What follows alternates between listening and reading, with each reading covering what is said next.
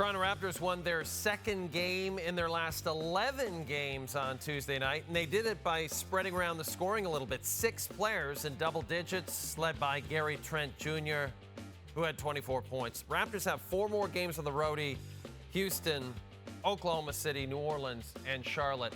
Here's Jevohn Shepherd looking fantastic in a turtleneck. I'm trying. How are you, buddy? I'm good. Staying warm. Yeah, great to see you. Hey, they won a game. They won. You know what? I know everyone wants a high draft pick, but they got to win a few.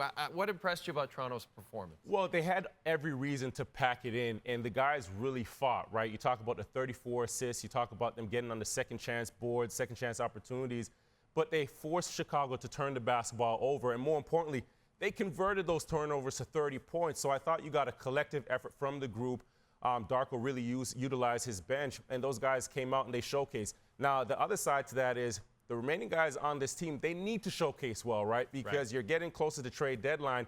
Everybody wants to have their stock high so that, another team calls and knocks at the door.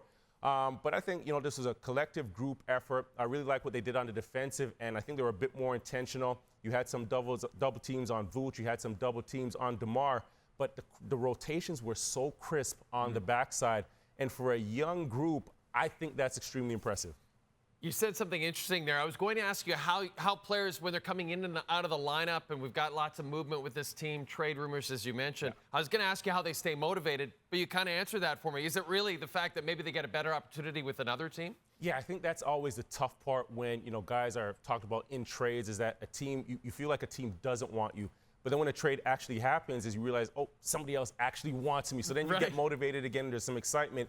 Leading up to this point, the team's in a different direction right now. You notice a developing team, and I think for some of those veteran players, you also don't want to be a guy that's on a team and underutilized, a team that's losing, because that essentially affects your career as well. So, for those guys, I think they should be excited about, the opportunities that could be ahead of them.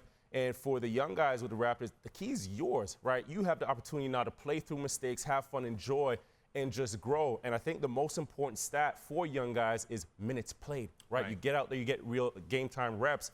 That's how you get better. Can I ask you about the Lakers? No. Go ahead. All right, you got it. Because they lose again on Tuesday. Anthony Davis doesn't play, but it's a hard team to figure out. They make it to the West Finals just a year ago, and then they win the in-season tournament this year, and even Kevin Durant's like, oh, they kind of got something here, but now it doesn't seem like they have anything right now. Well, the general manager, Rob Pelinka, is going to have his hands full, leading into the trade deadline. He needs to go shopping, and I don't want him to do any thrift shopping. You need to get some players over there. We have LeBron James, who's about 102. You have Anthony Davis, who, he's inconsistent at times. But you look at the rest of the roster, and you nor I know any of those players, right? So in the NBA right now, you need 2 or 3 studs that can go out every night and really compete. You don't want to have this type of load on LeBron James' shoulders at 39, right? You want to preserve him and have him at his best, at his peak in the playoffs. So, I think there's more pressure on the front office. I know there's been a lot of conversation, a lot of banter about Darvin Ham and his coaching, but I look at Rob Pelinka in the front office. They've got to get this team better. And it doesn't get any easier for the Lakers. Their next 2 games on the road against Boston and a very impressive New York Knicks team. Jevohn Shepherd, thanks for this.